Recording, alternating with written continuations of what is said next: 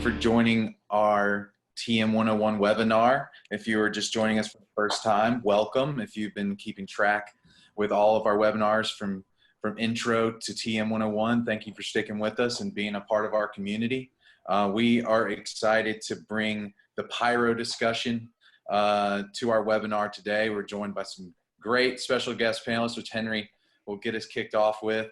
And yeah, we've made it to our 30th webinar. Seriously? It is our 30th webinar. 30th. So it has been a wonderful journey, and we are thankful for you all and keeping us busy and letting us continue this conversation of tour management, keeping it fluid. So I'm going to pass it over to Henry, and we'll get this thing kicked off. Thanks, Mark. Yeah, so today we're talking about all things special effects. That's lasers, confetti, cryo, gerbs, comets, mines, flames, all of the above, and all known simply as pyro. It's super dangerous and super fun. So today we are learning about pyro with two hotheads in the industry, Rocco Vitale, president of Pyrotechnico, and one of the best shooters in the Pyrotechnico Arsenal, Ms. Christine Bernat. Thank you for joining us. Thank you for having us. Yeah, thank you for really having us on. appreciate the opportunity. Yeah, no worries, man. This is fun. I mean, with 4th of July just passing us, I mean, it's obviously, it seemed like everybody had their own fireworks show this year. I saw this morning the aerial footage of Los Angeles, July 4th, and it's incredible. We should find the link somewhere to just see how much is going off. But I mean, pyro goes beyond, you know, your typical fireworks shows.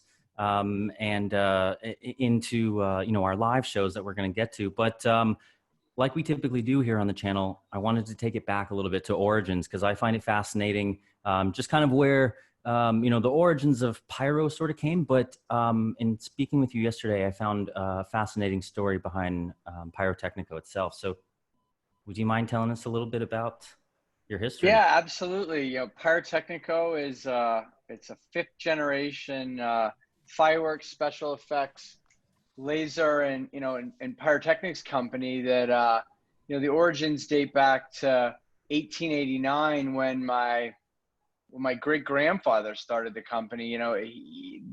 Folks, Italian immigrants come from Italian descent, and a lot of Italians immigrated over from Italy, and my family settled in on a little community about 40 minutes north of Pittsburgh called Newcastle, Pennsylvania. It really hugs up against the Ohio border, about 12 miles from Youngstown, Ohio, which is a town a lot of people have heard of. So, they immigrated there for work, and, these folks were, tin mill workers really in the day, and their hobby was making fireworks, and they made fireworks at night. And, in the 1920s, it evolved from being a hobbyist to actual business. And in the 1920s, there was actually 7 fireworks companies in Newcastle, Pennsylvania. Really? Newcastle is deemed the fireworks capital of America, and there's 2 of them are still there today, us being one of them. And so that happened. And then, during World War II, the family, was working for the government, building munitions and so forth. And then out of World War II, my grandfather ran the business, and it was a product business at that point, where your local fire departments essentially would get a catalog from us, and they would place their order, and they would produce the July 4th Independence Day show. And that was it really for the year. I remember hearing my grandfather and my grandmother, as soon as July 4th was over, they used to take the train to Florida for the rest of the summer.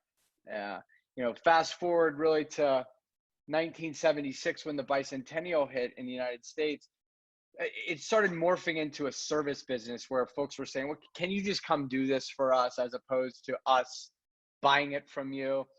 My grandfather passed away in 1976, and then my father took the business over in 1970 at that point. And that's when it really took off in the 80s, from being to a service business. And from there,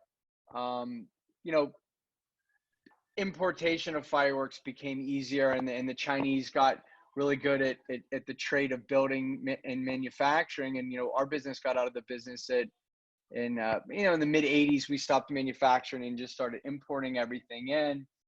And then in 1993, my brother took the business over and, started it.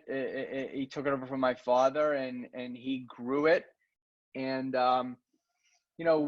right around 2011, 2012, we recognized as a business, and Stephen had the foresight to see that for us to get to our goals of what we wanted to be as an organization, we couldn't do it just in the fireworks business. And he made the decision that, I remember very vividly, he's like, I'm not buying any more fireworks equipment, I'm buying lasers now.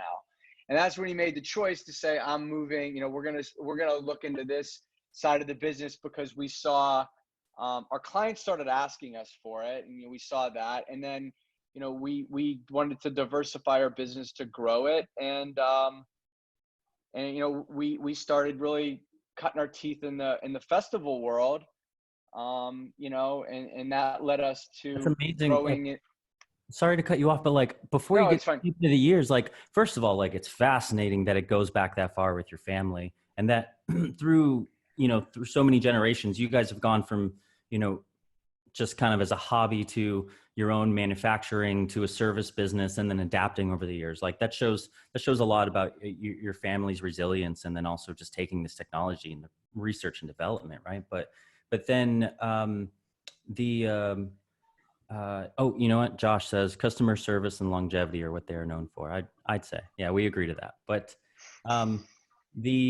what year did you start buying lasers? 2000 and I always have to backtrack. I would say 2011, late 2011. If you think about it for a second, okay, it makes sense. It's a special effect, but it's also a light source. I mean, how easily the industry could have gone from just knowing that you could get lasers from a lighting company. How it got paired with pyro and special effects is unique, but you guys specialize in it and do it so well. So, I mean, let's that pivot. I mean, what did you start using them for? That in that time, lasers were still, they were being used. They were really showing up on the festival scene. Where did it go from there once you bought them?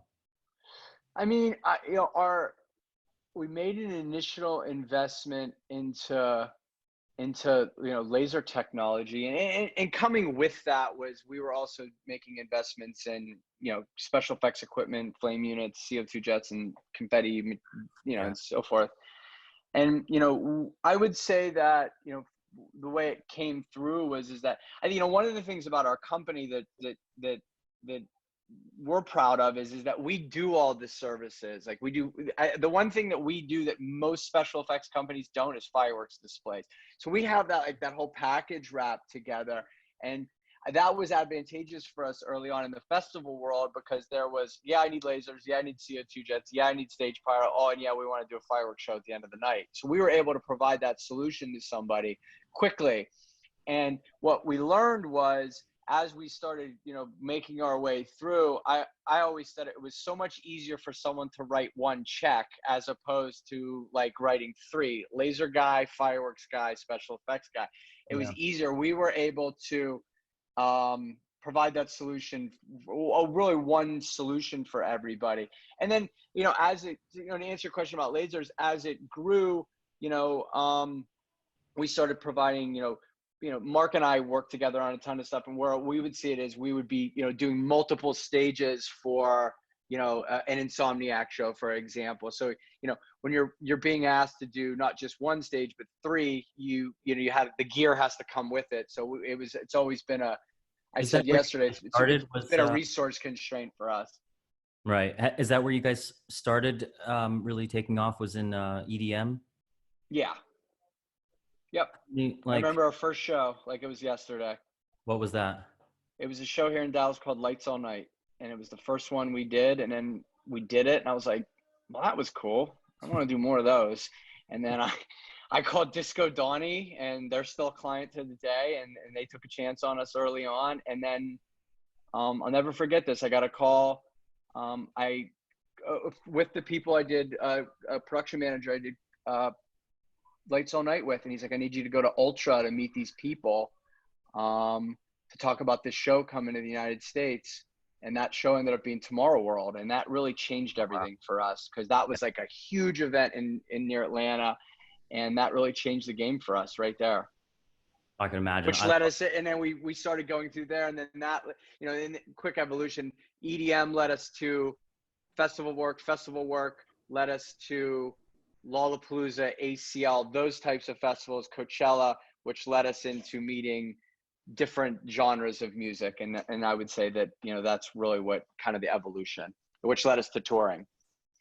I'm curious about your crew and your staffing behind that, because as you pivot, you have to start bringing on more people that have these skills, but training them up as well, right? So, I mean, tell me a little bit about how you built up a touring department for all of this. Well, I would say that we had, you know, a couple, you know, two things that come to mind is, you know, one is, you know, like Christine's a great example. She came to work for us in 2000 and what, Christine, 15, did you say yesterday? 2013. 2013, excuse me. I'm bad with dates, sorry. 2013, and you know, she came into us as an intern, but really in our fireworks side of things. And, you know, she could tell her story about her background, but, you know, she kind of organically moved over to the special effects side. We had probably 20 people in the organization who kind of morphed that way, and we looked at and kind of had a feel for it. You know, that was one thing. And in a couple years back, we went out and you know, we hired great talent as well, in addition to grooming our own people. You know, Bob Ross, who worked for, you know, Pyrotech for 20 some years, you know, is now our COO, both our fireworks and our special effects side. You know, Danielle Hicks is runs our production, has many years in the business. Ron Bledgy just came to work for us last year. I saw Keith's name on here, Keith Hellebrand, who has multiple years in the industry. I put Keith on his first fireworks show the other day, by the way. He worked with me on a fireworks show. But yeah, so we went out and, you know, in the industry, we hired talent as well as grooming our own.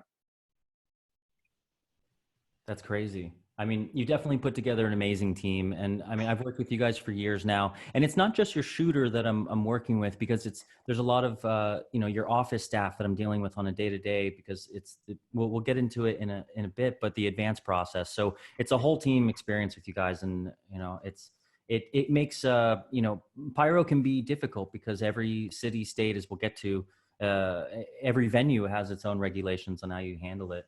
But, Yep. you know, Well, I appreciate you saying that about us. Oh yeah, no, you guys have been great. I keep going. No, go on, Mark. I was just adding, it's just been a wonderful experience to see y'all grow. And it's, you know, even when I was coming up in the 2010s, you know, I was doing the Tomorrow Worlds and all of that stuff, and seeing that y'all were part of that, it was really cool to kind of see y'all's hand in that too, doing a lot of Disco Donnie and the Tomorrow World stuff as well. It was kind of like parallel running, you know, as we've yeah, and it's been fun, and it's been such a great experience, as, you know, not only to see the business grow, but, you know, the relationships grow. And I have so many good stories about just relationships that you know, have become personal relationships over the years. You know, Mark, you and I have a personal relationship because we've been running the circuit for years. Henry, you know, the same, all of us really. And you build these relationships, and it's, that's part of the beauty of all of it is that you could build your business, you can have financial reward and all that stuff. But in the end, it's the collaboration, it's the relationships that you build is really what you remember. Could not agree more. And we've been putting emphasis on that over the last 3 months, that this industry is very built on the relationships that we have, and it could not continue stronger through Pyro as well. So, yep. So Rocco, just so we kind of, you know, because moving on with the discussion, we'll be talking about some terms and buzzwords you guys use. So just as a foundation for our students, let's talk about the different types of special effects and some examples. Okay. So for you guys, you said yesterday when we were prepping that you kind of falls under 4 buckets. So can you explain what those are and show us some examples? So, you know, we look at it as, you know, our company has really 4 big buckets. And, you know, our legacy business, as we call it, is our fireworks display business. And, you know, that's what a lot of people on, maybe not as many as typical years, but your July 4th Independence Day celebrations, that makes up around 55% of our business. You know, on a given year, we'll do about 2,500 fireworks shows a year. You know, in traditional years, we'll, you know, like last year, this year obviously is a little bit different, but last year, within the week of the 4th of July, what we consider the 4th of July, basically a week stretch, because you have a lot of communities do their shows a week before the 4th of July. And we'll produce approximately 600 fireworks displays in 1 week. You know, that number was down this year, but we were grateful for what we had. So that's our business that, you know, that makes up about 55% of what we do as a company. And then the next, we have what we kind of lump together is our special effects business, which is special effects, which would be your cryojets, your confetti cannons, so forth. Your pyro, which we would go as, you know, say your stage pyrotechnics, your close proximity pyrotechnics that you would see like at the, you know, behind a stage on a scissor lift, or, you know, on the roof of a football stadium or baseball stadium. And then we have our laser business as well. So, you know, those are the 4 kind of buckets we throw everything under. You have some cool examples you can show us? You were showing us some cool stuff yesterday. So you guys tell me if you can see all this. Yep. All right, cool. So we'll go here, because this was Mr. Henry. So Henry, you want to do the grammars? You want to do flog-gnaw? You know what? I personally love the flog-gnaw, because I actually designed this myself with you guys and with Tyler. These are wave flames, which is a good example of collaboration between everyone. Yeah, because you know, I just introduced Pyro into Tyler's show last year. He wasn't as used to it, but we really wanted to, for lack of a better, throw some gas on the fire for Camp Flog-Gnaw. And instead of just the G flame units that are just vertical flames, we added in, we changed them to, I believe it was 10 moving head flame units on the downstage edge. And those things are nasty, man. Yeah, you can play it.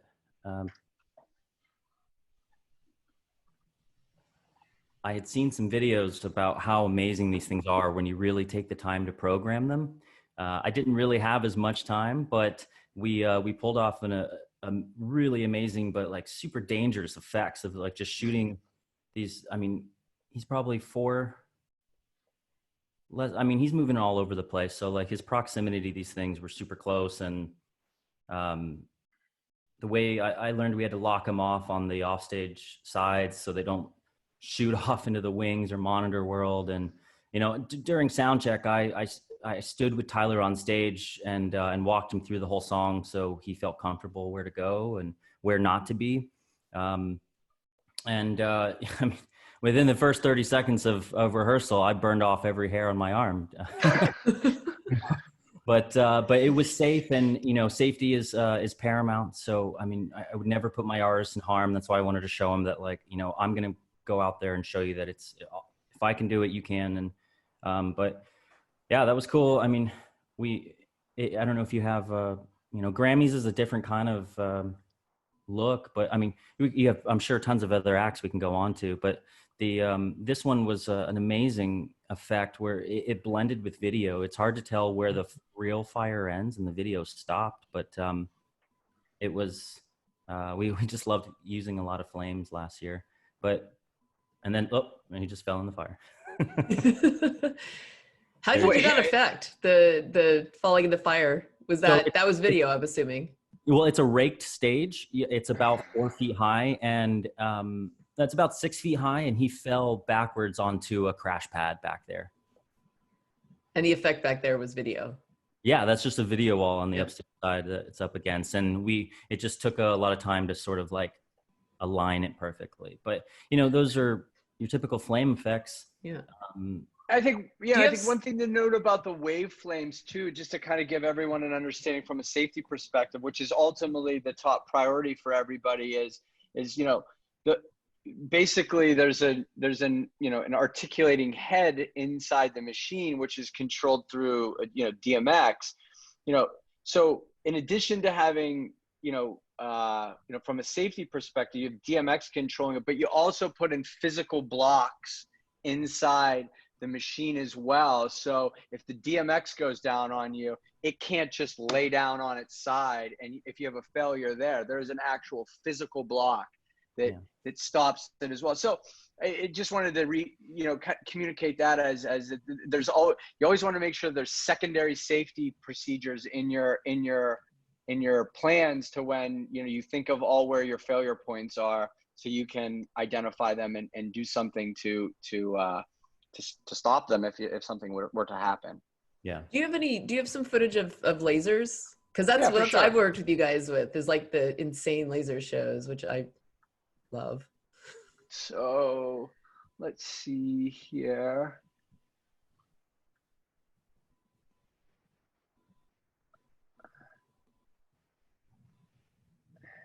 Yeah, like this was from Childish Gambino's run. That's great. Which would have been a couple of years ago. Maybe 2018, fall of 2018.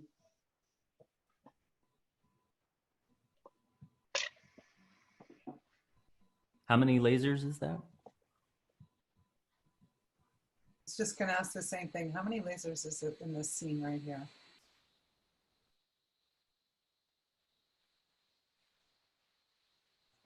Oh, I don't know if you heard us. Rocco, can you hear us? Oh, maybe he Can was hear hearing us. audio from that. Yeah, you might be Rocco, hearing it. can you hear us? How many Yeah. lasers was that? So there was he had these, like you could see him in this picture right here. He had these monoliths so there was one above him. I think it was, I don't remember the exact quantity. It was 20, I think. It was a large quantity. So Christine, while we have you, we wanted to learn a bit about you and your time in the biz. Can you just basically tell us what your actual job position is with Pyrotechnico? Jackass of all trades. No. Essentially, I am part touring technician and then part pyro programmer. So like all these fireworks shows that you see, any of them that are done by computer, you get to have somebody sitting at a computer, knocking out a script, making sure that everything goes off at a certain point. I do that as well. Amazing. That's really On average, how long does that take? Give her like an average sort of like 4th of July fireworks show. How much programming time is in that? Rocco, go ahead. Yeah, the rule of thumb is it's like an hour and a half to 2 hours per minute of display. So if you have like a 20-minute show, you could you could have 20 hours into it. Wow, I thought we spent a long time in touring programming. Yeah. Right. We try to make it faster though. We try to, that's what the rule of thumb is. I think you could do it a little bit quicker, but yeah, that's typically what the rule of thumb is. Right. So Christine, can you give us an example of the last several tours you've done, maybe 5 or 6? Let's see, let's go back. Last tour I was on was Zed's last fall, Orbit Tour. I've done 2 runs with Wiz Khalifa. I was which we do together, and I have to tell you that Christina is one of my favorite pyrotechs that I've toured with. She's not only incredibly smart and incredibly good at her job and really great at troubleshooting, but she's also really, really awesome to have around because she's cool, which is important. All right, back to the important stuff. Like, what else have you done? Oh, thank you.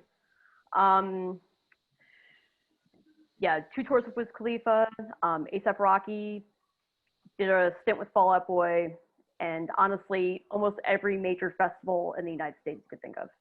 Amazing. That's fantastic. Where did you get your start in, how did you end up in the arts, first of all? And then from that, we're going to ask how your pathway got you to Pyrotechnico.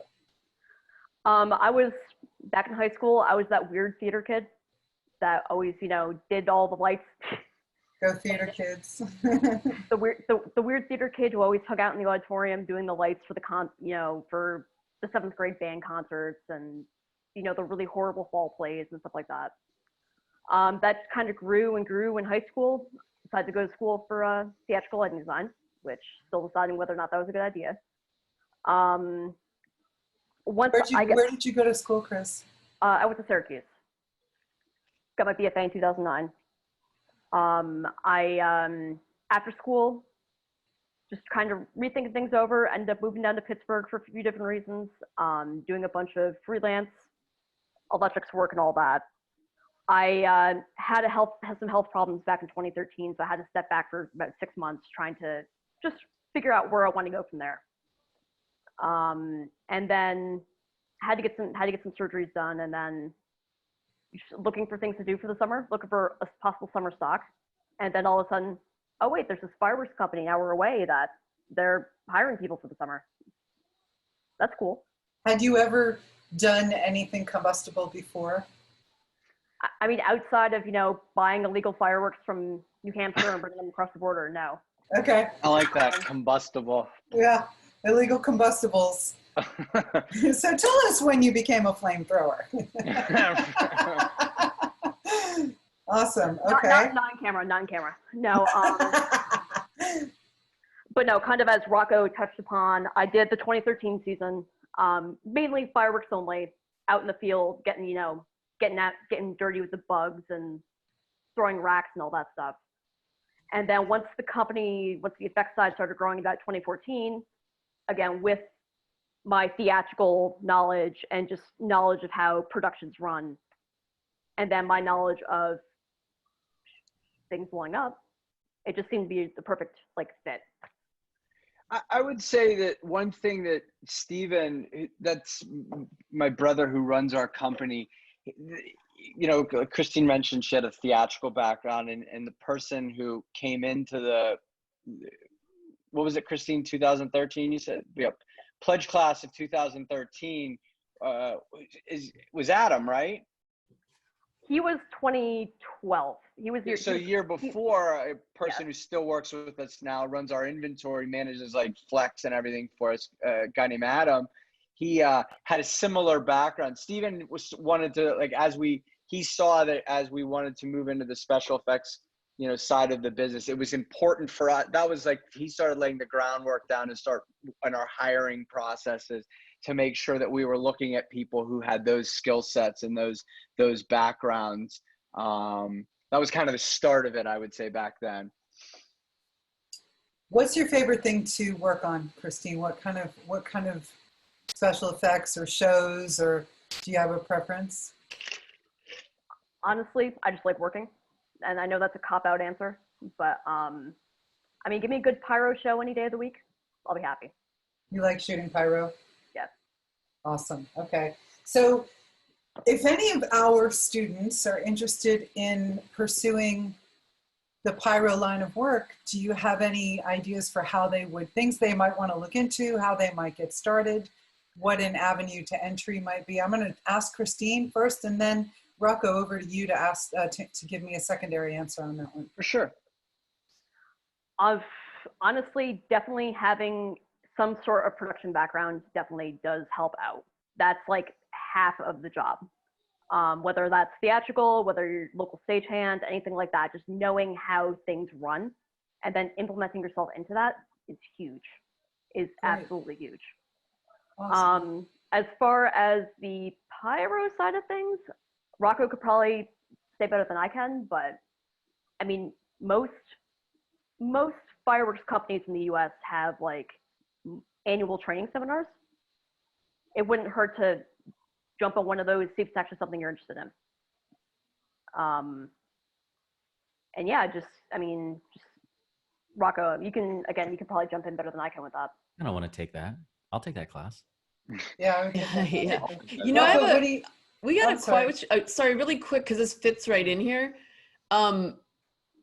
Dan asks, wondering if it's possible to get into pyro on the touring side if you don't live near a company's HQ. So I wanted to pop that in as Adrian is moving to talking to you, Rocco. Yeah, the short answer to that question is yes. I think a prime example of that is, is a gentleman who works for us who toured with Henry, who is our is Rocco, is a touring technician that we have who yeah, he lives in Seattle. We don't have a facility in the Pacific Northwest. It's a lot easier on that front. I would say that it's much easier to get into a touring technician position with us if you're not near one of our facilities, because touring, really isn't regionalized. Where most of we have like 14 offices across the United States, and a lot of that's due to the fireworks business is regionalized pretty good. Because when you're transporting explosives, you can't just park the truck at the hotel that night. You have to have, there's security requirements. So it's more efficient for us and for our clients to be more regional in that business, where if you wanted to shoot a fireworks display for us and become a fireworks tech, well, it would make sense that you'd be close to one of our facilities, because that's where the activity is. Touring is kind of the opposite. You can live anywhere really, and tour, because a lot of the times you're flying the rehearsals and you're jumping on the bus and going from there. Amazing. So the answer to that would be that's not a problem at all. Very cool. Very cool. And if anybody's interested, like, we do have a careers page on our website, and basically what happens is you can upload your resume and send it to us, and then our HR gets their hands on it, and we have 2 folks who will reach out and say hello and talk and do an interview process essentially, and I always say that, and I'm sure it's a lot like this in other departments. It's really an apprenticeship is how it all kind of comes together. You essentially start by pushing CO2 tanks and learning and cabling, and then that moves you up through, and then you can work your way where your next stop on the list you might move into you aspire to be like a shooter, and then that might start with just doing CO2 effects, confetti effects, and then you can graduate up into doing pyro effects and laser effects and flame effects, and then crew chief, obviously the person running all those departments is kind of the top of the food chain. So it's an apprenticeship is really how you get through it the best. There's a lot of literature, and we have a lot of videos, and we call them 101s that we show people and learn about and so forth. But I think we'd all agree that he's getting out there is really how you do it. Same. That sounds amazing. Before we move on, Christine, I wanted to pose a question to you from the chat from Blue, who is a lighting programmer, a lighting crew chief, and a rigger, and does production. And she's asking if we use Timecode often for programming. Yes. A lot of tours have been pushing towards Timecode. Yeah, a lot of tour, and usually mostly, sorry, not the best order. It's okay. Yeah, a lot of tours have been pushing towards Timecode, just basic, simply Timecode running. Mm-hmm. Works pretty well. Does somebody want to give a brief appraisal of what Timecode is to those who don't know? Because I think it's an assumed knowledge, but it's not clear to everyone if they haven't been on the road. Yeah, whoever would like to take. We can all have our own definition on it, but it's automated. It kind of removes the freestyle, organic nature of handling special effects. Timecode is allowing us to build out our special effects for the performance. So if there is from start to finish, you can go in and queue out your special effects, and then it will run itself on a time-based system, essentially, in an automated time-based system. And I know that maybe Rocco will have kind of a more in-depth answer on that, but that's kind of with my experience, it's ran, very automated. Yeah, where you typically, like a last big tour we did, last fall. I wouldn't say the last tour we did, but a big tour we did last fall was with the, we went out with the chain smokers, and like that was a hybrid where the lasers were all time coded, but all the special effects and so forth, all the special effects, the pyro and the flames were all manual cues. Yeah, it has been more prevalent in the industry. Oh, cool. I think we're going to toss it over to Mark and talk about bringing Pyro on tour when you actually decide to bring it along and do the do. Once you commit, there you are. So Rocco, we've kind of had this conversation many times before, and this is kind of a cross between, conversation between you and Christine, is how our relationship works when our artist does decide that we do want to bring Pyro on tour, and how that conversation flows. And if I present that to you and talking about what our venues are and if that can even work, and kind of like what the process is, and how you kind of help a camp or an artist, a new client potentially that wants to bring Pyro on tour. For sure. I mean, I would think that the place where we get started is, have that initial creative conversation on what everyone's thinking, and this would be great and this would be great, and a lot of that, and then a lot of that, the once we see like what the stage design looks like, and and then also the secondary thing is to look at the routing of the tour, to get an understanding of what size rooms you're in, so you can understand what your can and cannots are, and then you once you look at all that, we can assess and say, well, you're traveling on this routing. Well, here's what you're going to be able to do in these venues, and here's what you can do in this venue versus this venue. This is what you can do in this city versus this city,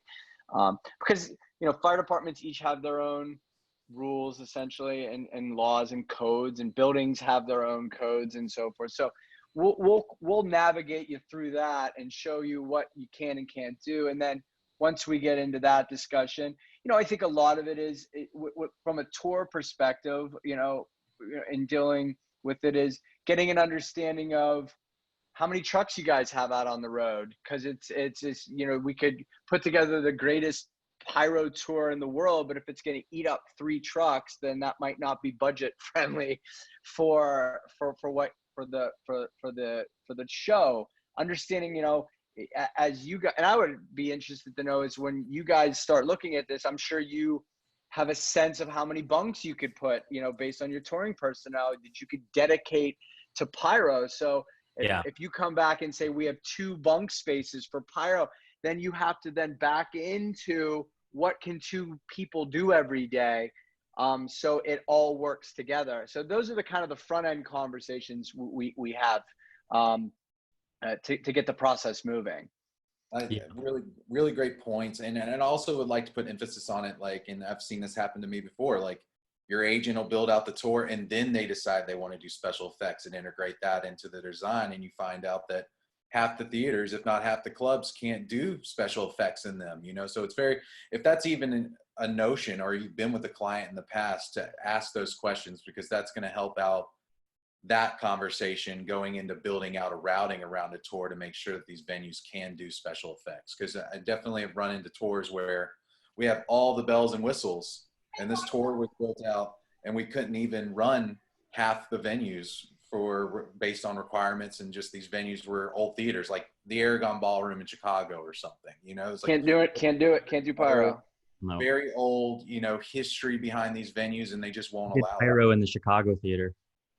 Yeah, which is like a huge no-no, but it was for Fall Out Boy. It was for like a TV event, so they let it slide. But you're right. A lot of the times, Mark, that's how it happens, that it's the pyro effect comes after the routing is already put in place. And so I'm backtracking, trying to figure out where I can even do it. It's an afterthought. And so it's like managing expectations of the artist. It's crazy, because then you might find out that like the artist really wanted this huge exploding pyro intro where, that was their big reveal. And then you could only do it in half the shows, never at any of the festivals or anything. And it's like, oh shit. Well, at least at that point, you can see that well, I can only do it 30% of the time. So why bother? Let's cut that, Right. cut that effect or rethink it. Or at least knowing that if it means so much, then being clear to the artist that like, look, we're going to be able to do this just here, here, and here, or coming up with an alternative effect. But yeah, you're right. I mean, it's very rare. I feel like that I will know about the special effects before we plan the tour. It sort of goes the other way around, unless it's a festival. But sorry, go ahead. I went on a tangent. No, everything's great. All great points. I'd love to hear from Christine. A very important part of us setting up, once we've confirmed Pyro, or we've confirmed special effects, is our cue points and working through those and navigating with someone who's very specialized and running these type of special effects and navigating those cues, whether it is Timecode or if we are going to do it organically. And would love to hear some fun stories you've had from teams of just getting ready and talking with your artists, whether that is safety protocol, on where your artist can be on stage, and just executing those cues appropriately. It's just funny because every artist is completely different. I've had stories going into tech, where everyone's super excited. The artist is like, yeah, I don't want to name names. Like, how close can I be when it blows up? I want to be kind of in it. I want to be, practically on top of it. Like, okay, well, back up. You can't do that, but let's figure something out. And it's usually great. And then you have going into those other things where it's really the tour production wants the pyro more than the artist. So you kind of have to baby them. And you kind of have to hold their hand and go and even half the time, it doesn't really work out well. So it's a very interesting dynamic. Yeah. I think the one thing with, from the safety side of it is that making sure that everybody, you feels comfortable. You have to, when you're in a setting where there's multiple departments, it is a thing that everybody needs to be very clear on where it's coming from, when it's happening, because, you can, not only the artists, obviously, who are on the stage, but you could have a situation where, somebody comes from the back of the stage to go grab a mic stand or something. And everybody just has to be completely clear and completely transparent on when it's happening, where it's happening from, because it's the safety aspect. Is the top priority. Make best friends with your back line, because good chance you're going to be frying them half the time. That's true. I have apologized profusely to too many drum techs that tend to be the ones right behind the fire. Or like we used to give them like a fire blanket and just say, dude, at this cue, crawl under the riser and cover yourself. Yeah, always the big safety, the big half hour of safety talks during every tour rehearsal, walking everyone through it. Super. For our students, just to point out, like usually for our students haven't seen like how we test pyro, in sound check, but I mean, usually it's this funny moment in touring where it's like everyone starts saying on the radio, fire marshal's here, everybody be on your best behavior. And then it's like, Christine, go. And everybody backs the fuck up and get off the stage. And it's like, she goes up and walks the fire marshal through all the product and shows one by one. And it's sort of this understood time where it's like, only Christine, only the shooter and maybe the stage manager should be up there, and the promoter rep are like in that process. Everybody be on your best behavior or else the show is going to be shut down tonight kind of feeling. But it's true. And so it's very safe, and we stop everything on stage. It's a very loud announcement is made about what is about to happen, and to be clear, and everybody will watch the effect go off one at a time. And so everyone that is going to be there that night has seen the effect and understands it's risks. But in addition to that, just one thing to add, and the purpose of that really is that when we submit our plans to the local fire departments and the state fire departments that we have to get approvals for, we set it, on a tour, the plans are the same. They're the same every night. The stage rolls. This is where it's at.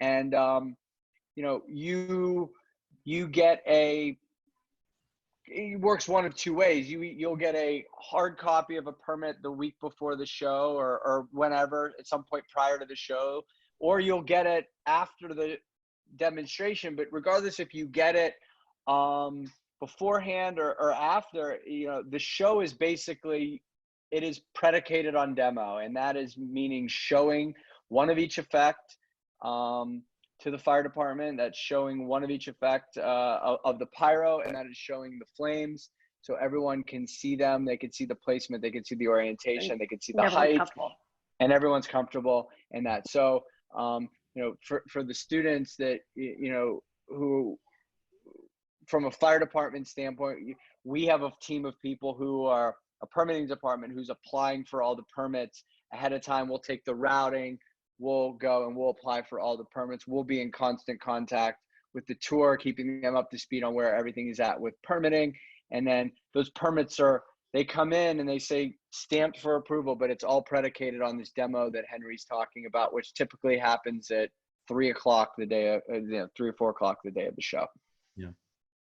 And also would like to put emphasis on the deadlines. I can't tell you how many times, you might see some backup with communication on emails, and it's like, if you don't hit a certain deadline, like, you might lose all your special effects. These permits are permanent deadlines. Like, if you miss them, yep, you have special effects. So, I mean, you really have to stay on top of that.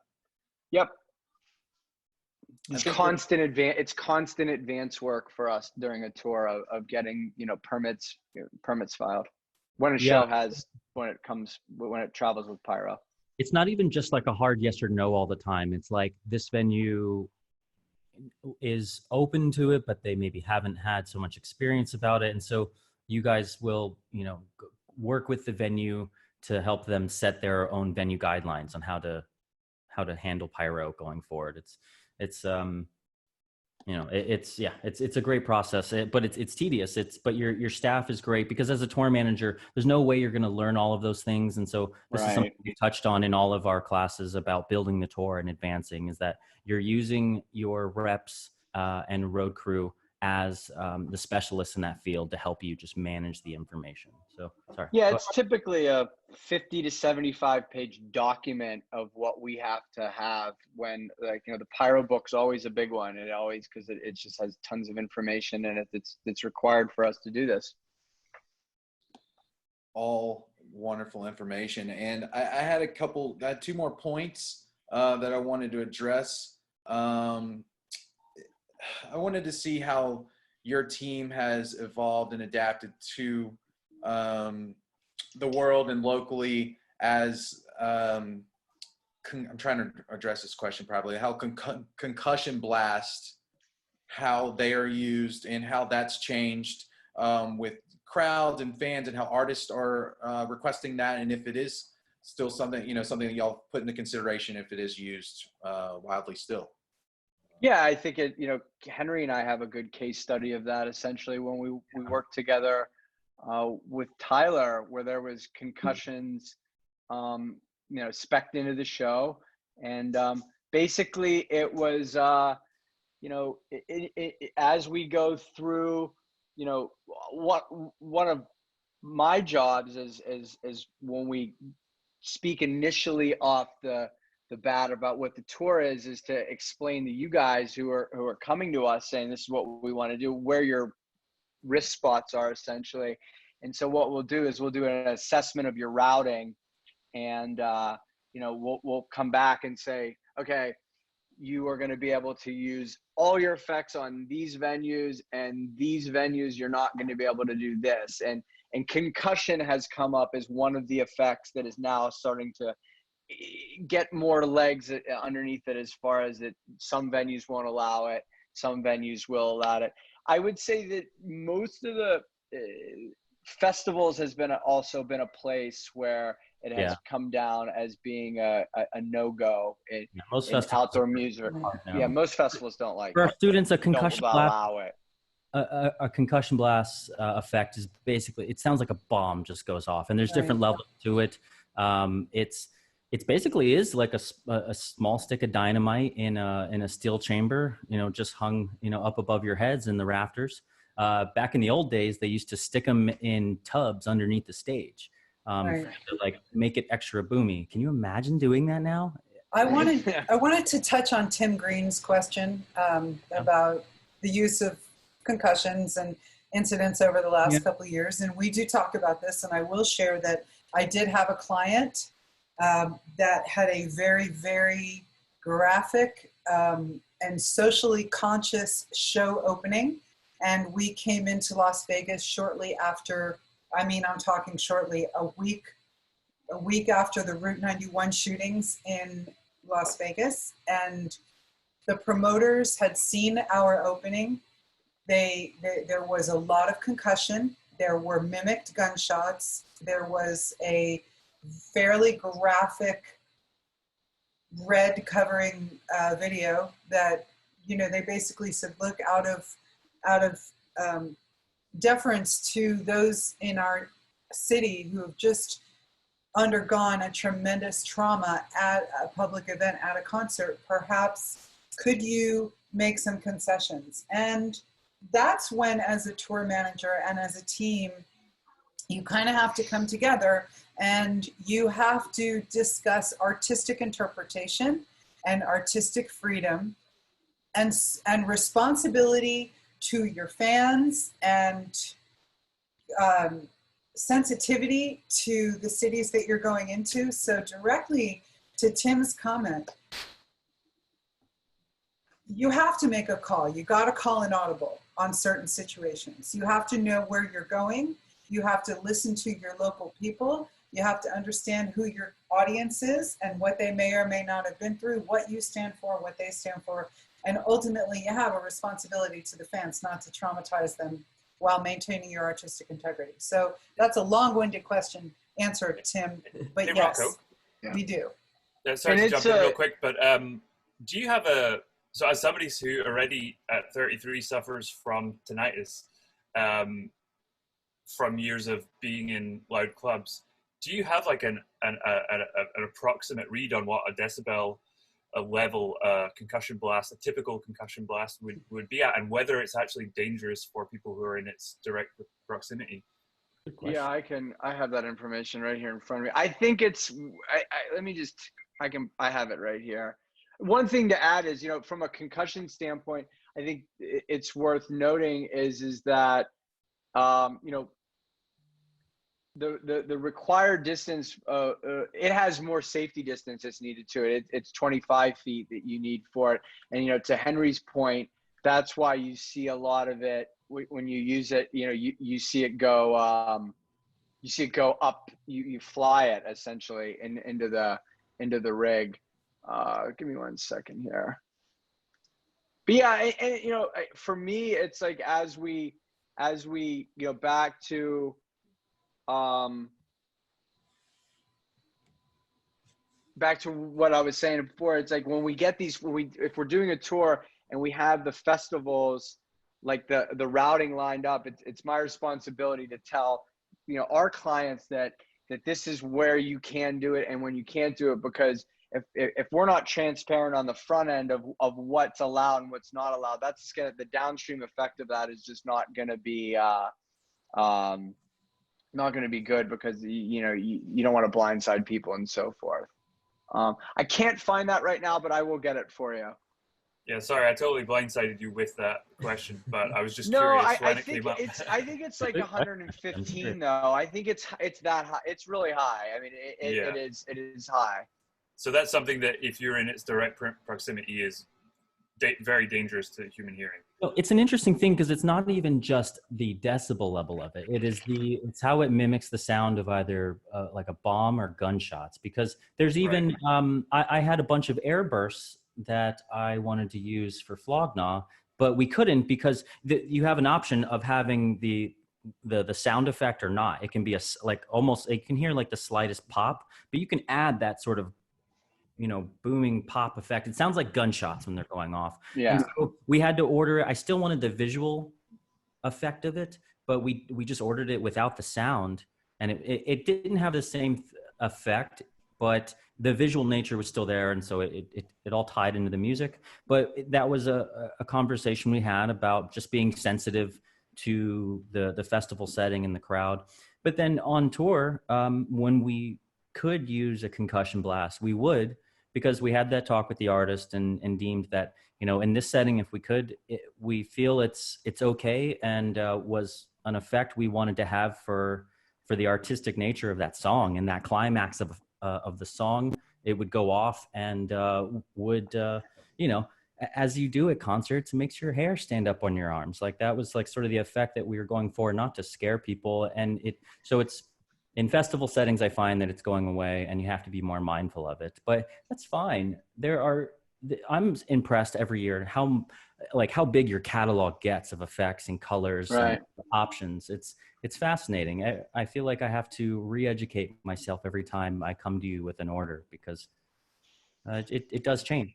I have to have you. Yeah, and I would say one more thing to add about the concussion, you know, as you know, and what we do to, you know, to understand that or to navigate that is this, you know, the tour that Henry and I are talking about.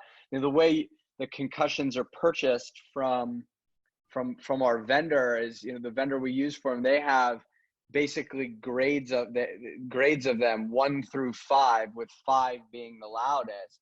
So in another step in the tour routing, we actually looked at the routing to see how many people were in these venues.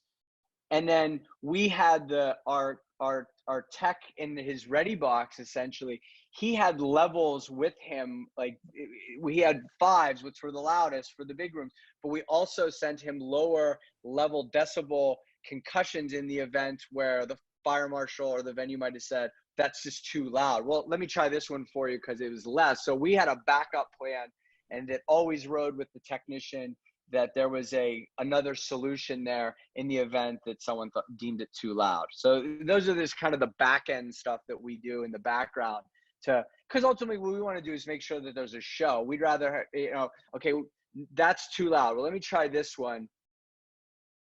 Oh, that's not too bad. We can do that tonight. Or they might say that's still too loud. It's like, okay, well, at least we had a backup plan. Yeah. Yeah. We build in those redundancies and those options. You have to be sensitive to that nature, especially with effects, you know, but what's that? Well, I wanted to talk about lasers a little bit, because I haven't done a lot of tours where we've taken fire or loud stuff, but I've toured with quite a few clients who use extensive use of lasers. One of my clients, a couple of my clients worked with you guys. Another one was through another company. Hi, Howard. But I find those, for me, I find lasers fascinating. Like, you know, just having to there's so much like math involved, you know, and the angles and also just dealing with the government and really specific stuff. So I wanted to talk a little bit about those. And when you said you started doing them in 2012, but we had a discussion yesterday about how those have some, especially outdoors, have some really specific clearances, and you get deep, like government deep. So I wanted to throw that to you guys about those clearances and termination points, and what do we need to know about lasers? Yeah, so I'll quickly walk you through what the front end process like, then Christine could give you a snapshot of what that looks like every day on the road. You know, lasers are special, you know, they're an effect that they come out and grab you because they come over your head and so forth. You know, if we're doing an arena tour, basically we will, file paperwork for that on a nightly basis. And then if you do some states, some cities require permitting for it as well. Some require laser safety officers to be there, places like New York and Arizona. But if it moves into an outdoor environment, then you have to get FAA involved, because you can't just go into some field essentially and blast lasers out into the sky, because the air traffic needs to be notified, and that's a process. That's a process that you have to do well in advance. That they're looking for, you know, at a minimum 30 days to get those processes, to get those paperwork to them. And basically, you know, if you're within X miles of an airport, you're no go. But, you know, if you're not, they review your plans, and they'll come back with a letter of determination to say, you are free to do at these specific times that you give them, or they say this is an option, because of, you never know the runway traffic and patterns and so forth, and you have to do a terminated show. And then when you're outside and you have to do a terminated show, it becomes a little challenging when you're in a festival setting to find termination points within, the challenge is not only finding the termination point, but, being transparent with your client that, we can't get unterminated here. So the look of your show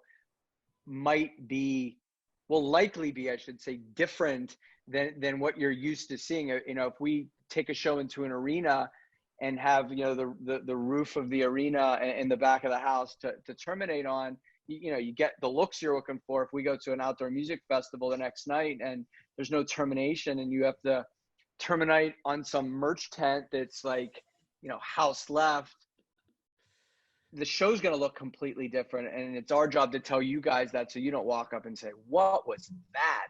And so forth. So I'll let Christine talk about how the day-to-day goes of this is where Christine's headed starts, right? Of like trying to adapt the show. I was telling a story yesterday of when a band I played with, we had a lot of lasers and did Bonnaroo, and everything, the termination points were set, everything was set. And then the day of the show, it ended up being like extra dusty and extra hot. And they threw about a mile longer than we were expecting. And our laser team kind of, yeah. Anyway, to you, Christine. I mean, Rocco touched upon a lot of it. Every day, just kind of going into the venue, seeing what you have as a termination point. A lot of arenas are pretty simple. You have the ribbon to go around, you have the roof. You try to do it as low to the audience as possible. You got to stay 10 feet over folks' heads. So as long as you have that 10 feet, you're good to go. Sheds are a little more fun because you walk into a shed, you never know where you're going to get. Sometimes you get a roof, sometimes you don't. Sometimes you get trees to terminate on, sometimes you're SOL. So essentially walk in, figure out what you got, and then quickly zone. Then what happens when you're SOL? Again, like Rocco said, that's got a communication with you guys. Just see, hey, these are my options. It's not going to look good. That's so we can try it. So we can try that situation. It's my job who put the tour out, who kind of would be the the rep of the tour for us, to not put her in a spot where she's SOL that day. Sometimes it's going to happen. Sometimes it happens, but the world isn't perfect. But it's up to us and the advanced team to really get that dialed in well. So when you walk into that show, everybody knows it's a no laser day, as opposed to her at 4 o'clock saying, Mark, by the way, man, can't do them today. And he's like, what? or I can do it. You're not gonna be able to see him. Yeah. Ideally, and what I've found is if you become more transparent with your clients on it and educate them on the process, the blow's a lot easier for them to say, thank you for protecting me against a bad show, and we won't do them tonight. And that's easier for them to go tell their artist and say, this is why we're not doing them tonight. And that's a lot easier for them to tell them at the start of the tour when they have a routing sitting in front of them, as opposed to 10 minutes before doors. I was going to say, and that's a part of our routing and advancing process. You would take a look at our venues and be able to tell through the routing where you might foresee that as a no laser day. Yeah, I had a country tour that was supposed to go out this year where it was a shed show or shed tour that and we researched every shed, and we found that out of the entire run there was 3 venues on the tour that did not have any sort of covering or anything, and they were going to be fully outside. And we immediately went in and filed for FAA on them. So it was a thing that the FAA had, 90 days in advance. So it was already in the queue when we looked at it. So they had plenty of time to review it. And I can't guarantee to, the production manager who we were working with that we're going to get FAA on it. But at least we knew a long time beforehand that hey, this show in this city, let's keep our eyes on this one, because this could be one that we're going to have to say we could have the laser experience may not be optimal.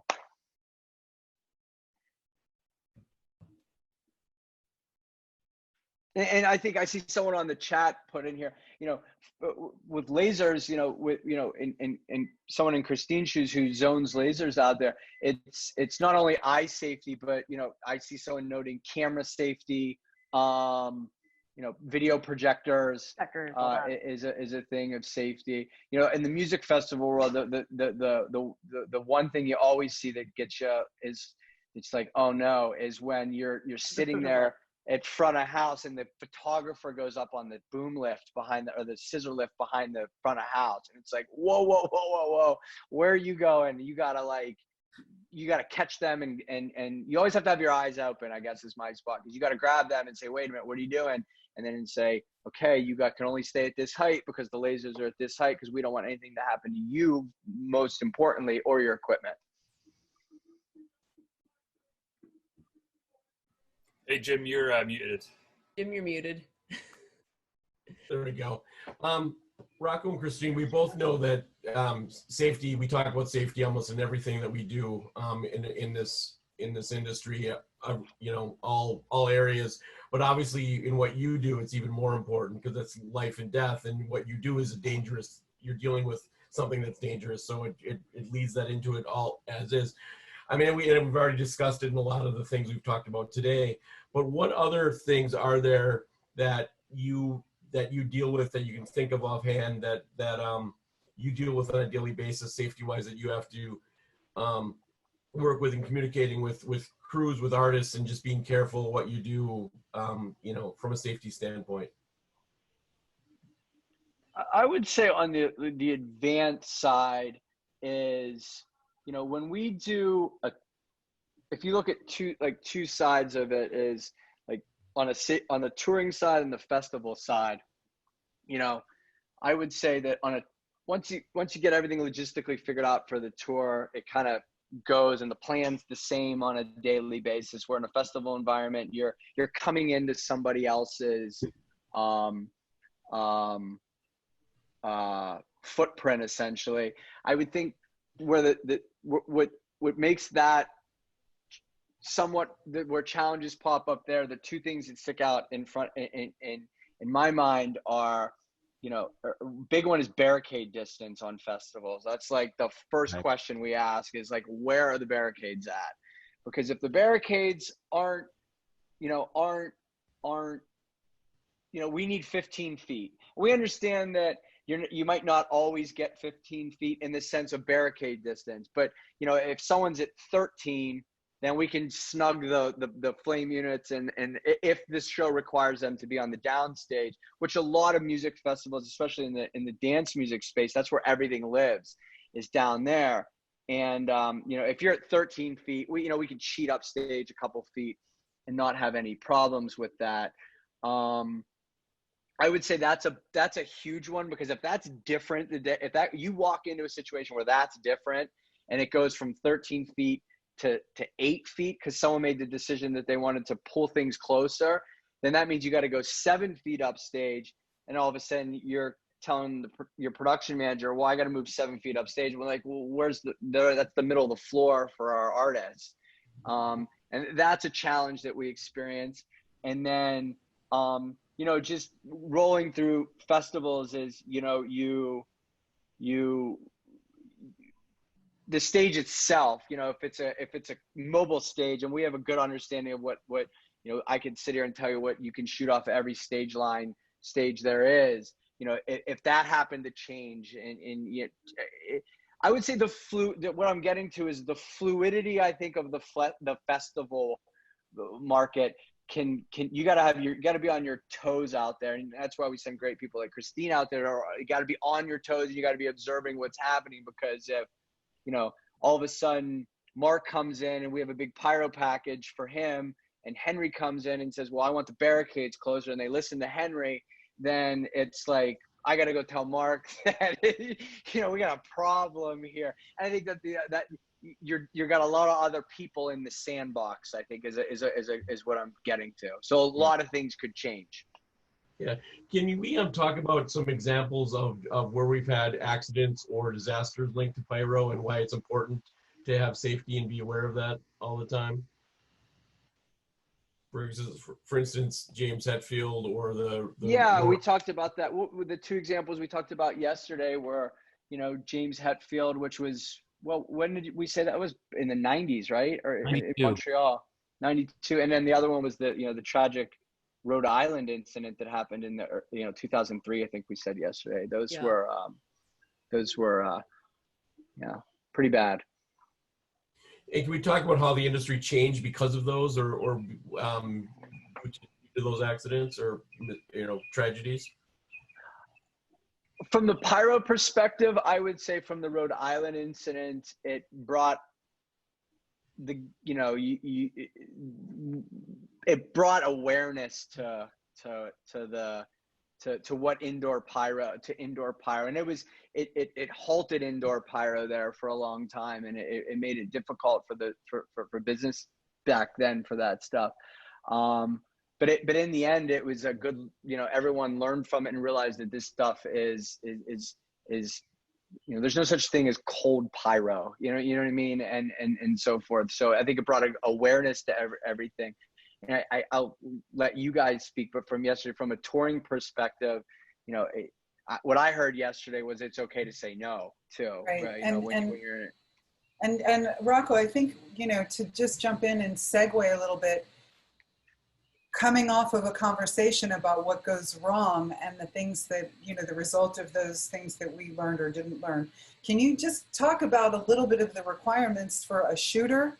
Some of, you've got licenses, obviously, these are explosives, right? We know that when we're carrying pyro on tour, you have to have a pyro room to lock up your combustibles. That is not the closet in your production office. So that's something that we have to do every day when we're carrying pyro, is to find a pyro room. But can you talk a little bit about some of the safety, the certifications and some of the requirements that you guys have to be able to shoot, to carry, and what, if there's, just briefly, if there's anything different state to state, and then when you go internationally, how do you adjust for that? Really quick, if we could just touch on that, because we have gotten some questions just to touch on those specifics. For sure. So, from a company standpoint, the company has, federal and state and local licenses to be able to, produce the effects and essentially handle the explosives. Not to mention there's an insurance element that goes with it too. I think our GLs are. You carry? Yeah, it's our biggest line item of the year. It's our biggest line item on our financials. So there's that, and then so from a company standpoint, we have to have our have that licensing, and then on a per show level, each state has their own sets of policy and code essentially on what the licensing looks like. Sometimes it gets into the city level. Like I lived in New Orleans for a long time. There's a Louisiana license and there's a New Orleans license.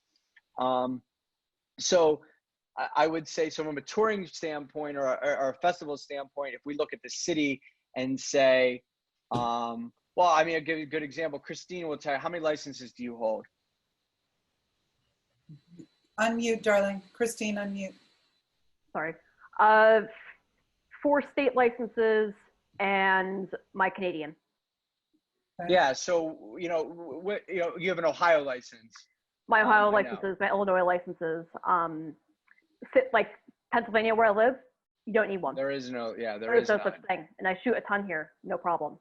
So what we would do Sorry. Just real quick, what we would do in those situations is if Christine was doing the tour for us, if she's in Ohio somewhere, we would put her down on the permitting for the license for that night. But if she traveled into California where she doesn't have a license, then what you do is you hire someone locally to do it for you. And there's each city has their own contingent of local licenses, and we have a database of them. And you go to your database and look. I live here. I currently live in Dallas, and we have a facility here, and we do a lot of fireworks displays here. So we have a lot of people licensed in this state. So when the tours come through, you know, our people are always the first ones to say, hey, I'll local that show. And so do you have a Texas license, Christine? Not yet. Yeah, so one of our one of our coworkers essentially would do it, who lives in, if it was Dallas, here. So it is a company level, and then there is a Local level. personal level, a shooter Right, level local, that you have to do. local level. As far as international touring goes, you know, typically what happens is when you go to, like, if we go to Europe to tour, which we have a bunch of times, we will hire and partner with a colleague essentially over there who will do all the international permitting or all the European permitting for us. And they will line up all these local licenses and companies for us, and, you know, we'll pay them to do that. So we have to transfer our information essentially to them and work hand in hand. So just as we talked about earlier, there's another layer there with international touring. So now you have like 3 layers to get, you know, from a permitting standpoint. So constantly managing it, constantly on top of it. But that's how we'd handle, and you know, international, South America, country to country, you know, it all different dynamics wherever you go. Really quick, and this is just going to be, I don't want you to get too deep into it, but as we're talking, the thought occurred to me, are there great differences in the technicality of what you're shooting as you go abroad?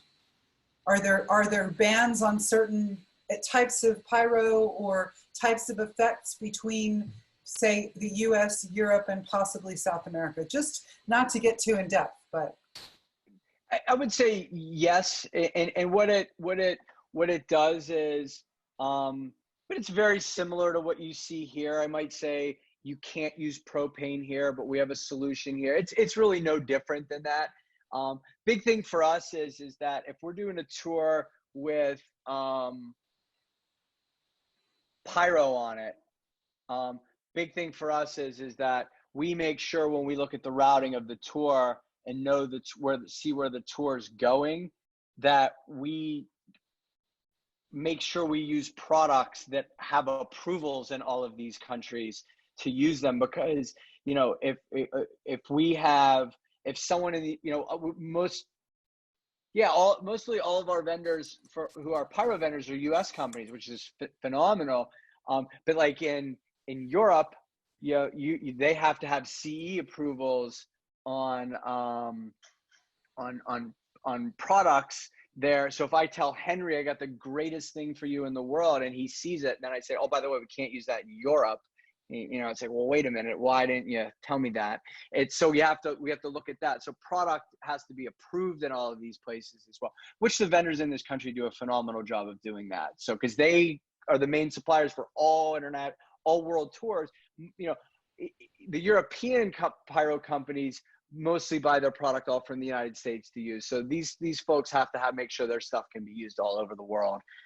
So that's one thing that we have to keep our eye on as well. What we spec into the show. So, sorry, one thing I want to add to the international scene, which safety paramount, but what I see is a lot of the times when you go international, I won't even name which regions in the world just because I don't want to pick on them, but like you go and it seems like safety standards are a lot lower.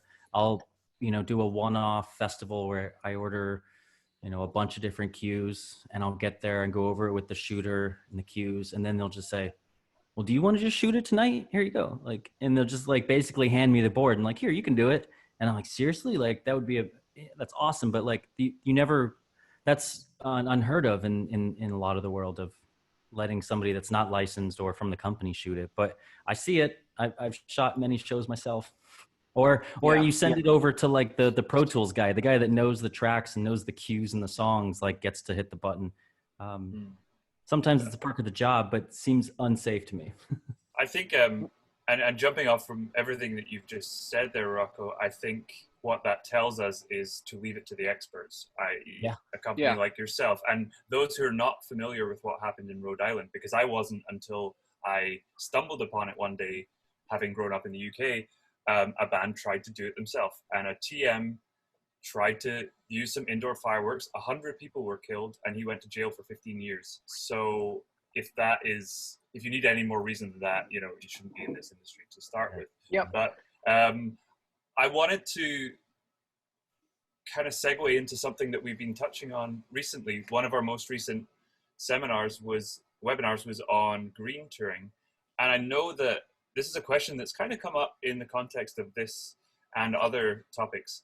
But I think it pretty much goes without saying, you're creating physical visual effects. You're creating flames, you're creating sparks, you're creating fireworks. Those are resource-rich effects. This is not video.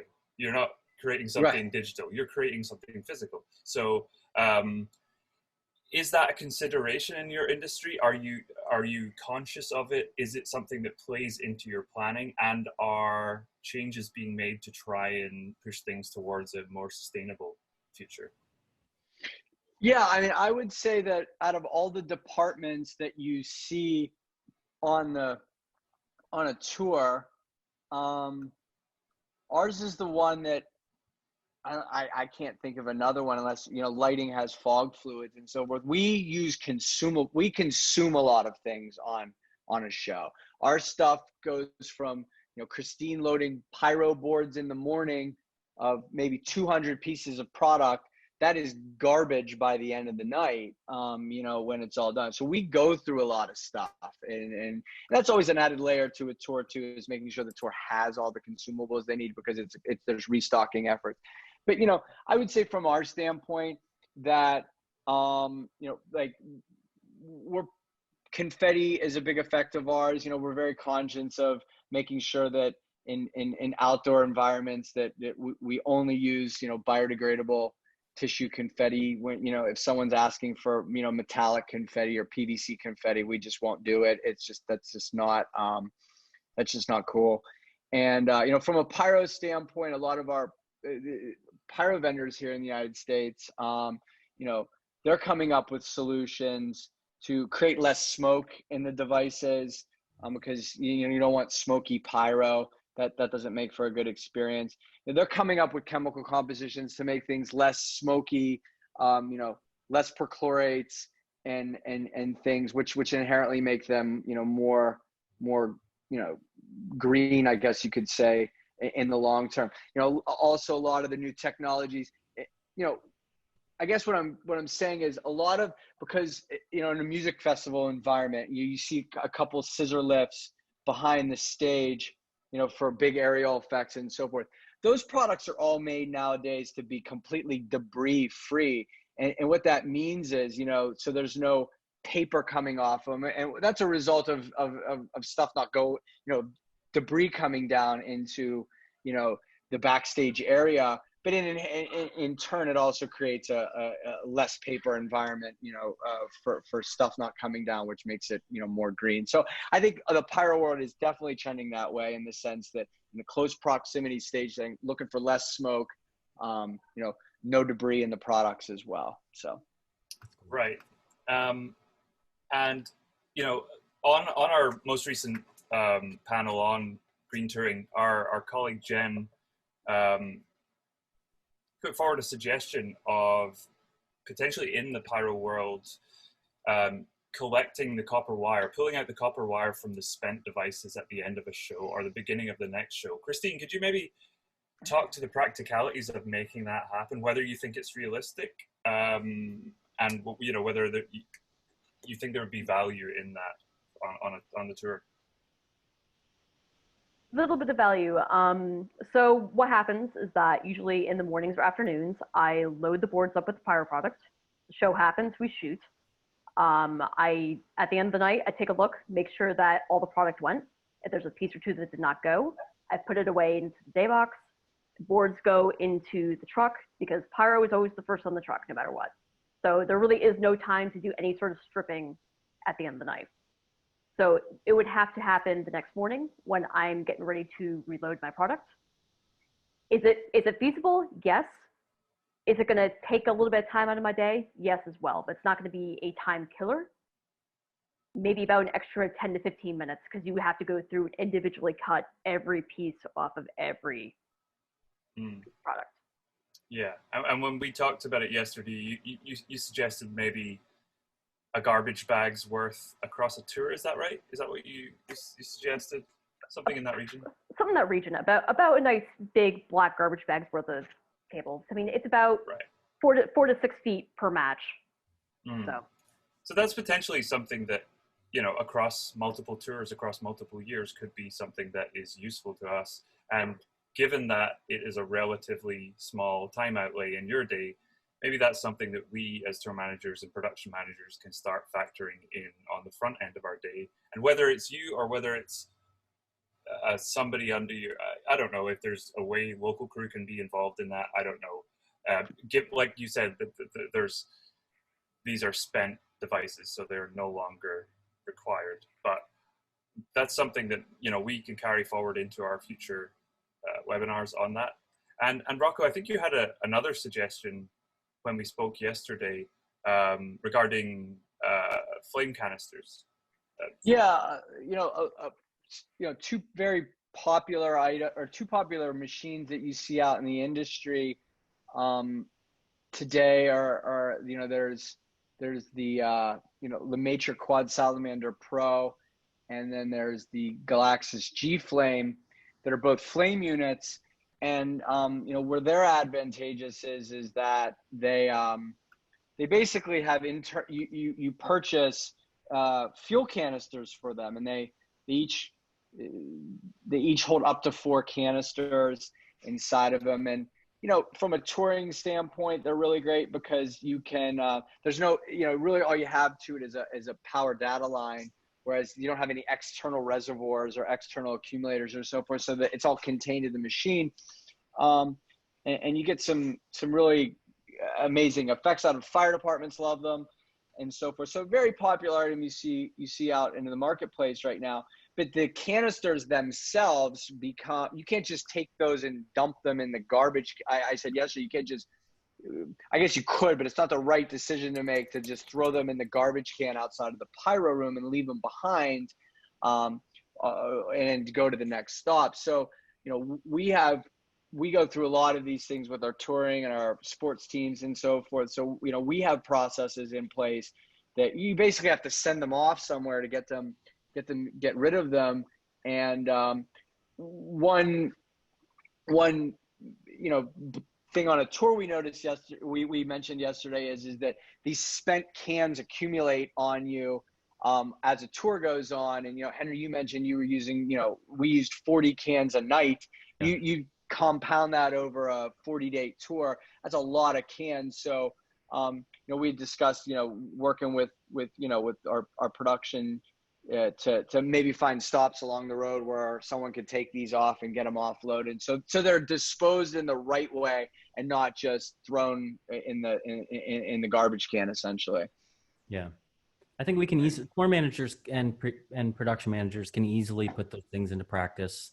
It's, just looking ahead at the dates, it's no different than any of the things we coordinate along the stops of the tour. But that's cool. I really like that information, and we're going to start doing things like that as we go forward. And I want to try to, even if it's minimal, it all helps, because as we learned, just a little bit of copper is terrible for the environment. So if we can make any, small adjustments to be green. Yeah, I would say we're the department who creates waste every night, essentially. You know what I mean? And there's something can be done about it. Cool. Rocco, I was curious to hear more. You had some great things you were talking about on innovation and how you've kind of utilized this time to take a step back and look at everything you have in your warehouse, whether that's making new products or cool products or building your own equipment. I'd love to hear a little bit more about new innovations and things you got going on. For sure. We talked yesterday. It's really, for us, it's been a two-prong, look at things. One is, we made an investment into a laser product. In January, it was unveiled. It's a product Pangolin Cavant came out with. They unveiled it last year at LDI. It's a technology called BeamBrush, and it's a hardware solution inside the laser where you can basically control the divergence of the laser in real time through the software. And the stuff that comes out of the lasers, I was just knocked off my chair when we saw this stuff demoed for us. And we struck a deal with those guys, and we ordered a stock of 25 watt RGBY lasers with beam brush inside of them, with the intentions they were supposed to go out on a big long world tour. It was supposed to start earlier this year, but that didn't happen. So, but we still have the lasers, and we're excited to get them into the marketplace. So that's an innovation that we had. And I think I was talking to Bob recently, Bob Ross, and he made the comment, and we got into there was a heavy demand for what we were doing, and I'm not just saying what Pyrotechnico was doing. There was a heavy demand for special effects and in the live entertainment space. There was a lot of demand for it, and from a laser standpoint, the demand for the number of projectors per show started increasing over the years. So lasers have always been our biggest resource constraint over the last 3 to 4 years. It was like you never had enough of them. When you're putting 20 in the Sahara tent at Coachella, and then the main stage, someone has 30. I mean, it's just a resource constraint. And then as fast as the business was coming in and the demand was going, we were purchasing a lot of, Lemaitre Quad Salamander Pros, G Flames, manufactured items to get out into the marketplace. We'd get them in, they'd go through all of our testing, and you'd get them out, and then you turn them. And, Bob said something the other day that was really resonating. He said this, I don't know when it was, a couple weeks ago, a couple months ago, but he said something like, this time period has allowed us for us to kind of recalibrate our heads that, what can we make now? What can we go back and say, we had this, a lot of people on this call, and I'm sure the panel and so forth, everyone's had these dream ideas and these thoughts that they've had. And it's like, hey, remember when we talked about doing this one gag or whatever, and it's like never materialized because you could always say you never had enough time or so forth. Well, we actually have time now. And so we've taken that and we've put that towards, making investments in, time investments and some capital investments in, working on some new flame systems that we want to be able to show our clients to say, and not only have we taken the time to think about things that we wanted to make on our own, we've also reached out to our clients and said, what are you thinking about? Because I'm sure a lot of folks are sitting there going, oh yeah, let's talk about that right now. Yeah. We always wanted to do this, I want to put a bunch of those wave flames in the air. I want to start shooting them sideways and down in circles, all kinds of whatever. I'll make a note of that. I'll have the guys test it this week, because we have the time, you know what I mean? And it's like you can, and that's like the gift of all this, if in a way of saying it is that we've been afforded some time to be able to say, oh, I can do that. Yeah, I'll get that done for you. And we'll get that done for you. And so those are some of the innovations that we're working on. And we have our R&D team now, which we didn't before. We focused on internal innovation for many years, and that was building systems, building process, and so forth. So you guys would get a great experience from us. And now we felt like, we want to move that towards, some external R&D. So we brought on an R&D team last year, which we kept on staff, which is good. That's great. I appreciate it. And we definitely appreciate you and Christine for everything y'all done for the special effects side of the industry. And that, yes, it has been a wonderful time for us to take a step back and kind of look at the picture on the table and see how we can be better and improve across the board. I know that we have a handful of questions. Is there any questions that we'd like to answer before we call on the webinar? See if there's any questions that anyone would be interested in. There's a kind of, fun one from Sid Wheeler Larson. How often do you use bubble or snow machines? Do they have any special safety precautions? And why do people in Pyro look down on them? Christine, do you want to?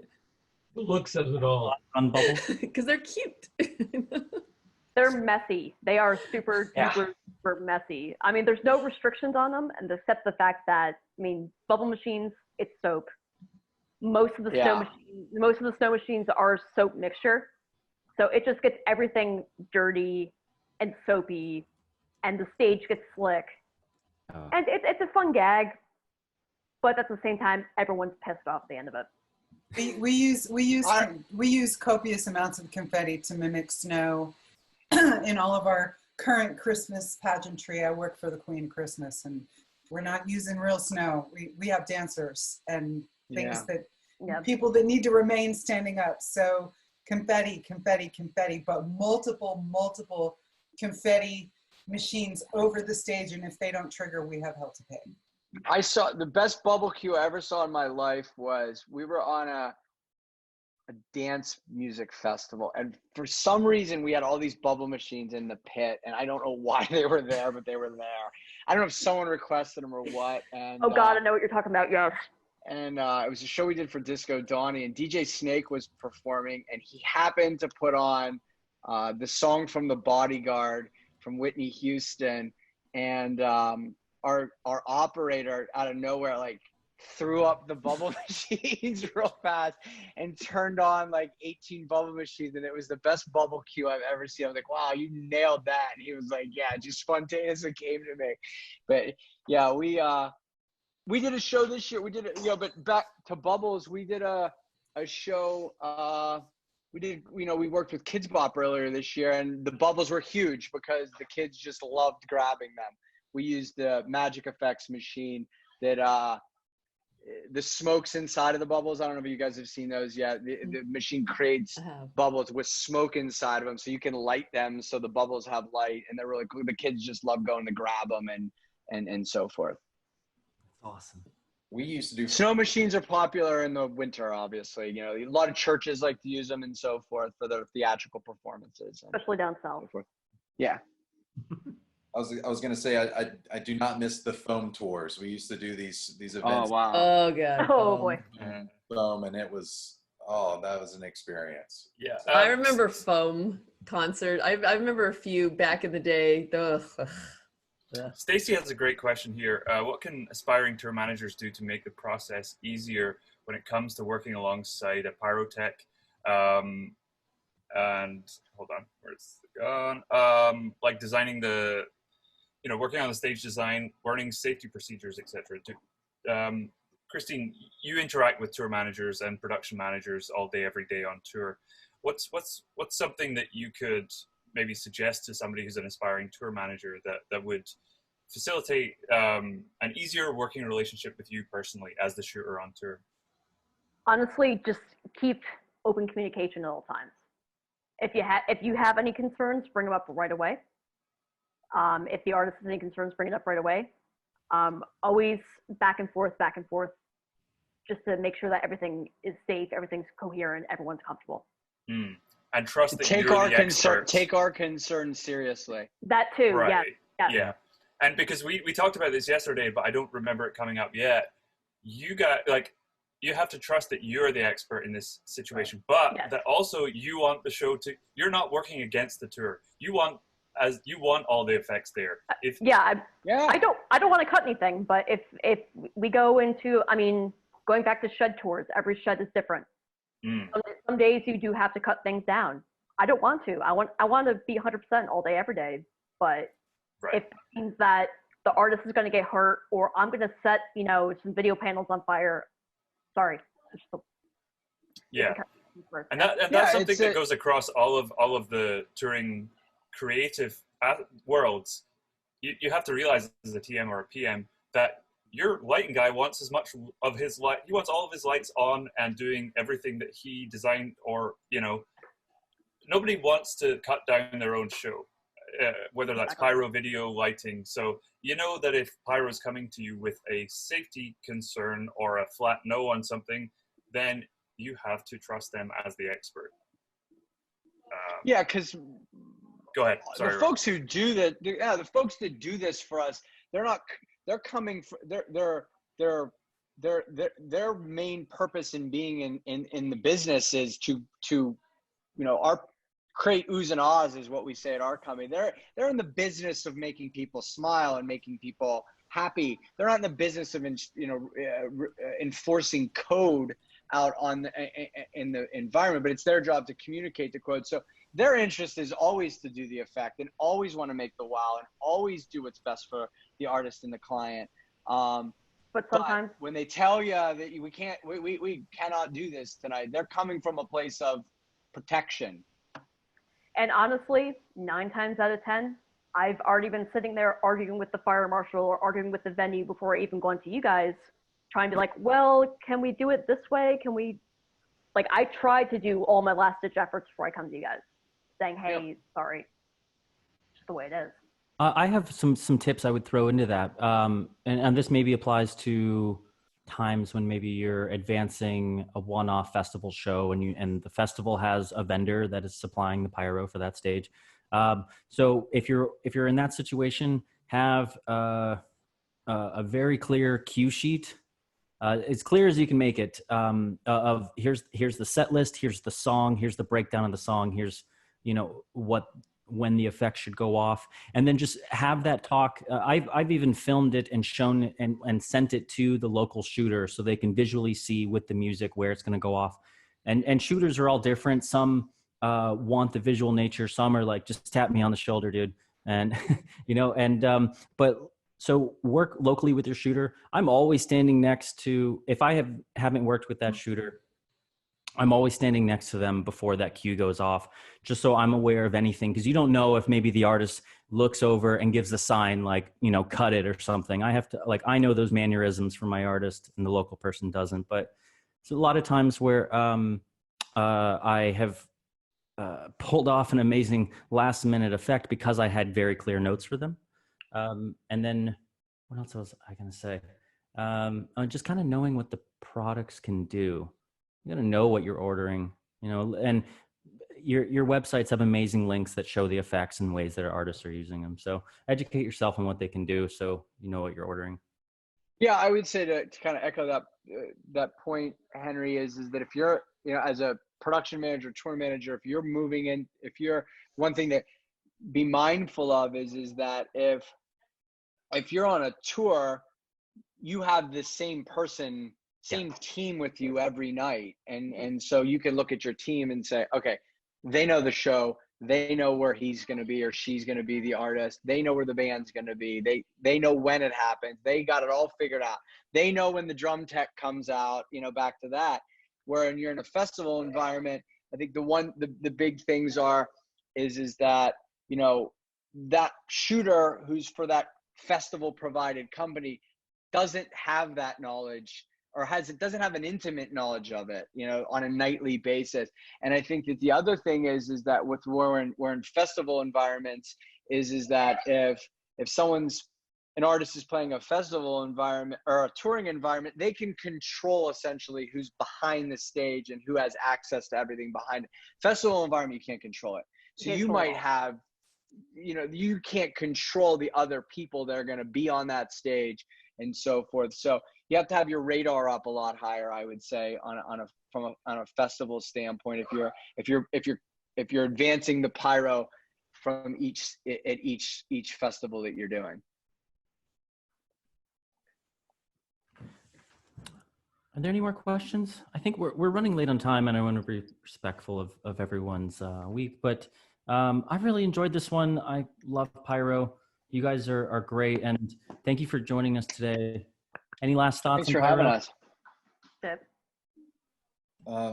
Rocco, I just want to say thank you for doing what you do. Christine as well. You guys have set the bar and rolled with us and followed the way and are leading the way. And we couldn't pull this off if it wasn't for you guys. So, well, I appreciate that. And for me, I'm like, I'm proud of that, that our thing is such a big thing to people. It's a big deal to some artists. It's an integral part to their show. We work with a lot of artists who it is an integral part of their show. And, I've had experiences where, we've had to just fight and claw because it's so important to not only us, it's important to them as well. And for us, that's really rewarding. And I think, you know, the one thing about our thing that is so great is that, you know, if you have an hour and a half touring show, you know, we're the people who come in for those specific moments of the show and create that wow that might last a second or 20 seconds or something like that. And then we're kind of out of sight, out of mind. And then we come back in and, you know, that's what, you know, we have a saying that we have that says we like to amplify excitement. And that's kind of what we feel like we do. So I like that. That's rewarding. I like that. That's a great way to end this. Everybody, thank you so much. Have a great week. Join us on Thursday, same time, same bat channel, where we are covering alternative touring, anything other than music tours. This is comedy, YouTube. We're doing greening on Thursday. Oh, we are? Thursday. I'm sorry. Yeah, we're going to touch base on green touring again. Green touring Thursday, Yeah. everybody. Greening touring. There was too much for one. Okay. So we'll see you guys here Thursday. Thanks for joining us. Have a great week, everyone. Thank you. Bye. Thank you, Christine. Thank you, Rocco.